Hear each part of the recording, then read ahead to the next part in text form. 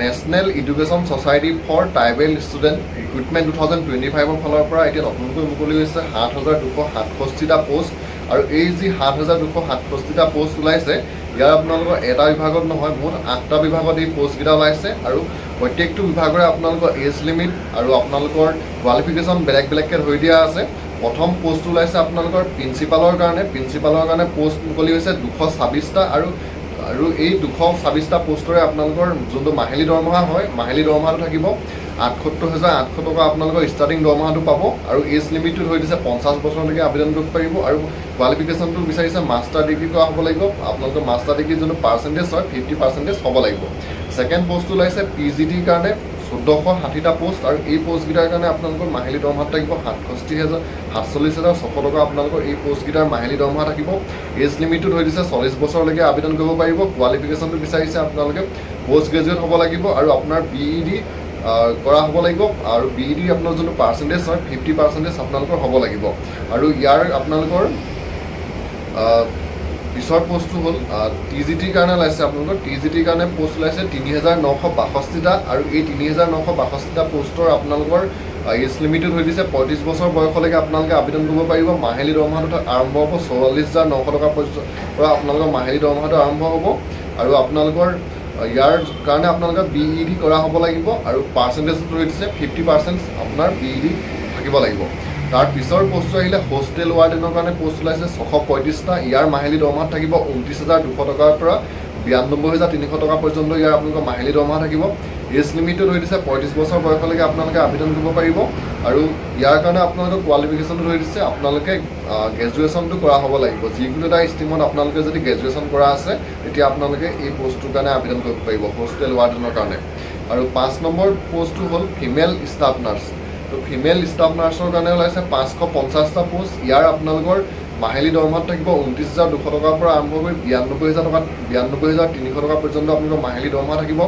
as লিমিটটো ধৰি দিছে 35 বছৰ বয়সলৈকে আপোনালোকে আবেদন কৰিব পাৰিব তাৰপৰা আপোনালোকৰ ইয়াত কোৱালিফিকেশ্যনটো বিচাৰিছে BSc নাৰ্ছিং ৰেগুলাৰ আপোনালোকে কৰা হ'ব লাগিব তেতিয়াহে আপোনালোকে এই পোষ্টটোৰ কাৰণে আবেদন কৰিব পাৰিব 6 নম্বৰ পোষ্টটো হ'ল একাউণ্টেঞ্চৰ কাৰণে ওলাইছে 81টা পোষ্ট ইয়াৰ দৰমহাটো থাকিব ৩৫,৪০০ টকাৰ পৰা আৰম্ভ হ'ব আপোনালোকৰ মাহিলী দৰমহাটো এজ লিমিটটো ধৰি দিছে 30 বছৰলৈকে আবেদন কৰিব পাৰিব কোৱালিফিকেশ্যনটো বিচাৰিছে বেচেলাৰ ডিগ্ৰী ইন কমাৰ্চ তো আপোনালোকে BSc কৰা হ'ব লাগিব আপোনালোকে BCom কৰা হ'ব লাগিব তেতিয়াহে আপোনালোকে এই পোষ্টটোৰ কাৰণে আবেদন কৰিব পাৰিব 7 নম্বৰ পোষ্ট ওলাইছে জুনিয়ৰ চাৰ্কিট এছিষ্টেণ্ট JSৰ কাৰণে 228টা পোষ্ট আৰু ইয়াৰ দৰমহা থাকিব 19,৯০০ টকাৰ পৰা ৬৩,২০০ টকা পৰ্যন্ত আপোনালোকৰ মাহিলী দৰমহাটো থাকিব আৰু ইয়াৰ কাৰণে কোৱালিফিকেশ্যনটো বিচাৰিছে আপোনালোকে হায়াৰ ছেকেণ্ডেৰী পাছ হ'লেই হ'ব জুনিয়ৰ চাৰ্কিট এছিষ্টেণ্টৰ কাৰণে আপোনালোকৰ কোৱালিফিকেশ্যন বিচাৰিছে হায়াৰ ছেকেণ্ডেৰী পাছ তাৰপিছত লাষ্টৰ পোষ্টটো আহিলে লেব এটেণ্ডেণ্টৰ কাৰণে পোষ্ট ওলাইছে ১৪৬টা ইয়াৰ মাহিলী দৰমহাটো থাকিব ১৮,০০০ পৰা ৫৬,৯০০ টকা পৰ্যন্ত আপোনালোকৰ মাহিলী দৰমহা থাকিব আৰু এজ লিমিটটো ধৰি দিছে 30 বছৰ বয়সলৈকে আপোনালোকে আবেদন কৰিব পাৰিব আৰু এই পোষ্টটোৰ কাৰণে আপোনালোকে মেট্ৰিক পাছ হ'ব লাগিব তো লেব এটেণ্ডেণ্টৰ কাৰণে আপোনালোকৰ কোৱালিফিকেশ্যনটো বিচাৰিছে আপোনালোকে মেট্ৰিক পাছ হ'লে এই পোষ্টটোৰ কাৰণে আবেদন কৰিব পাৰিব আৰু এই গোটেইকেইটা পোষ্টৰে আপোনালোকৰ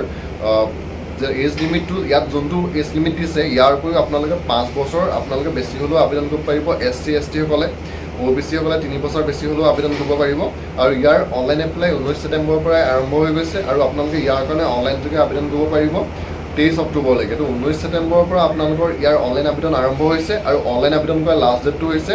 23 অক্টোবৰ 2025 তো 23 অক্টোবৰ ইয়াৰ আপোনালোকৰ এই পোষ্টকেইটাৰ অনলাইন আবেদন কৰাৰ লাষ্ট ডেট আৰু বৰ্তমান ইয়াৰ আপোনালোকৰ অনলাইন আবেদন হৈ আছে অনলাইন এপ্লাই কৰিবলৈ আপোনালোকে EMRSৰ যোনটো অফিচিয়েল ৱেবছাইট আছে এই ৱেবছাইটটোলৈ যাব লাগিব আৰু এই ৱেবছাইটটোত গৈ আপোনালোকে এই পোষ্টকেইটাৰ কাৰণে অনলাইন যোগে আবেদন কৰিব পাৰিব 23 অক্টোবৰ 2025লৈকে অনলাইন আবেদন কৰাৰ লাষ্ট ডেট হৈছে 23 অক্টোবৰ আৰু ইয়াত যিহেতু আপোনালোকৰ